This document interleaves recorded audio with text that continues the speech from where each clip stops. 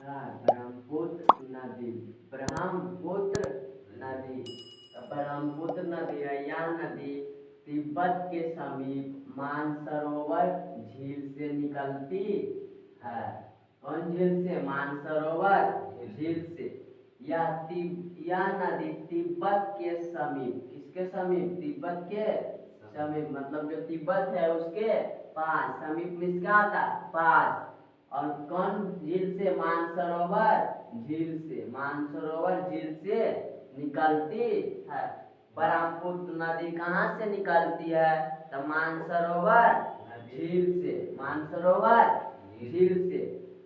इस नदी की कुल लंबाई कितना है? तो 2900 किलोमीटर।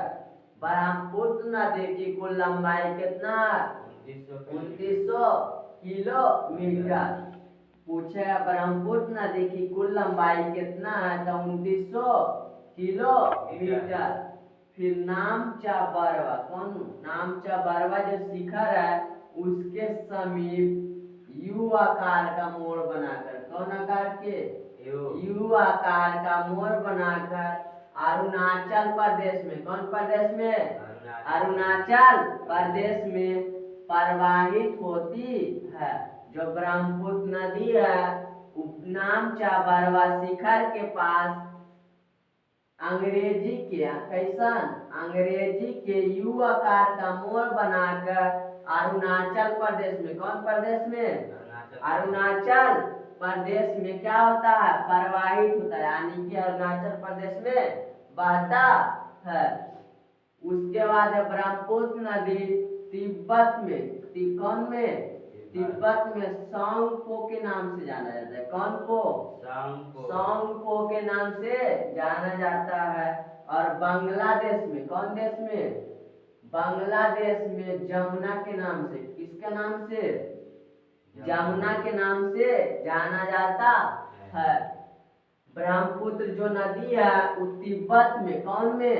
तिब्बत में सांगपो के, किसके? सांगपो के नाम से जाना जाता है। और बांग्लादेश में जमुना के नाम से जाना जाता है। किसके बारे में हो गया? ब्रह्मपुत्र नदी। पूछे ब्रह्मपुत्र नदी है जो कहाँ से निकलती है? तो तिब्बत के समीप मानसरोवर झील से निकलती है। इसकी लंबाई 2900 किलोमीटर है। यह नामचा बरवा शिखर के समीप कौन आकार के? यू आकार के मोड़ बनाकर अरुणाचल प्रदेश में प्रवाहित होती है। फिर ब्रह्मपुत्र नदी जो है वो तिब्बत में सांगपो के नाम से जाना जाता है और बांग्लादेश में जमुना के नाम से जाना जाता है। उसके बाद देखो क्या है? यमुना नदी। यमुना नदी, यह नदी महान हिमालय के, कौन हिमालय के? महान हिमालय के यमुनोत्री, कौन नोत्री? यमुनोत्री हिमानी से निकलकर 375 किलोमीटर की दूरी तय करके प्रयाग के इलाहाबाद के निकट गंगा में मिल जाती है। जो क्या है? यमुना नदी। जो यमुना नदी है यह महान हिमालय के यमुनोत्री, कौन नोत्री? यमुनोत्री हिमानी से निकलकर 375 किलोमीटर कितना दूरी तय करता है? तो 375 किलोमीटर दूरी तय करके प्रयाग के इलाहाबाद में, किसका? प्रयाग के इलाहाबाद में गंगा नदी में मिल जाती है। पूछेगा यमुना नदी कहाँ से निकलती है? तो यमुनोत्री से कितना दूरी तय करती है? तो 375 किलोमीटर दूरी तय करती है। और यह इलाहाबाद के प्रयागराज, इलाहाबाद में प्रयागराज के समीप इलाहाबाद जो है उसके निकट गंगा नदी में मिल जाती है। उसके बाद है इसकी सहायक नदी चंबल, बेतवा, केन। इसका जो सहायक नदी कौन कौन है? चंबल, बेतवा, केन। यमुना नदी का सहायक नदी कौन है? चंबल, बेतवा और केन। उसके बाद है घाघरा नदी। घाघरा नदी, यह नदी ट्रांस हिमालय की, किसका, ट्रांस हिमालय क्षेत्र में के कर्णाली में स्थित मापचा चुंगो हिमनद से निकलती है।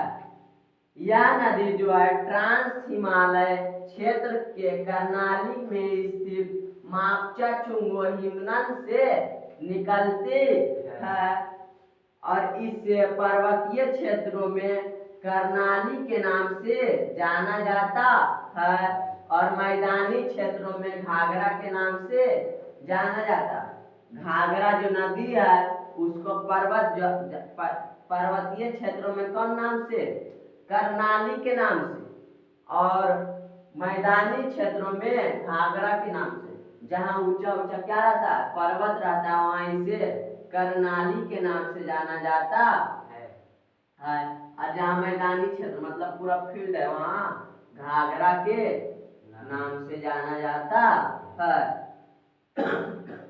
यह नदी जो है नेपाल से प्रवाहित होकर छपरा के पास शारदा नदी का जल ग्रहण कर, किसका जल ग्रहण कर, शारदा नदी का जल ग्रहण कर गंगा नदी में मिल जाती है।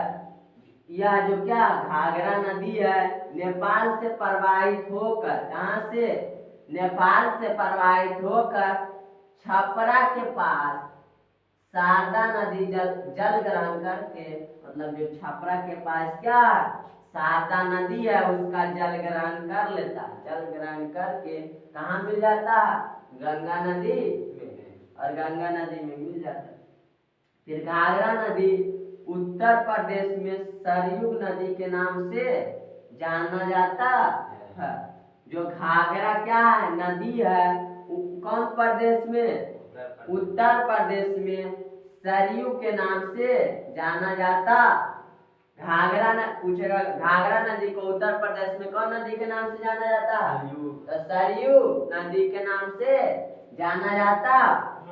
जैसे घाघरा नदी था तो यह नदी ट्रांस हिमालय क्षेत्र के कर्णाली से में स्थित मापचा चुंगो हिमनद से निकलती है। घाघरा नदी कहाँ से निकलती है, तो कर्णाली में स्थित मापचा चुंगो हिमनद से निकलती है। अब इसे पर्वतीय क्षेत्रों में कर्णाली और मैदानी क्षेत्रों में घाघरा के नाम से जाना जाता है और नेपाल में प्रवाहित होकर यह छपरा के पास शारदा नदी का जल ग्रहण करता है। नेपाल से क्या होता है, प्रवाहित होता है, मतलब प्रवाहित हो रहा और आकर कहाँ, छपरा के पास, कहाँ, छपरा के पास, छपरा के पास शारदा नदी का जल ग्रहण करता है। क्या है, शारदा नदी, शारदा नदी का क्या करता है, जल ग्रहण करके आया क्या है, गंगा नदी, इसमें क्या होता है आके मिल जाता है, गंगा नदी में मिल जाता है। और घाघरा नदी को ही उत्तर प्रदेश में, कौन प्रदेश में, उत्तर प्रदेश में सरयू नदी के नाम से जाना जाता है। जो घाघरा नदी है उसको उत्तर प्रदेश में सरयू नदी के नाम से जाना जाता है। यहाँ तक समझ में आ गया। अब आगे बढ़ाएंगे, गंडक नदी है उसके बाद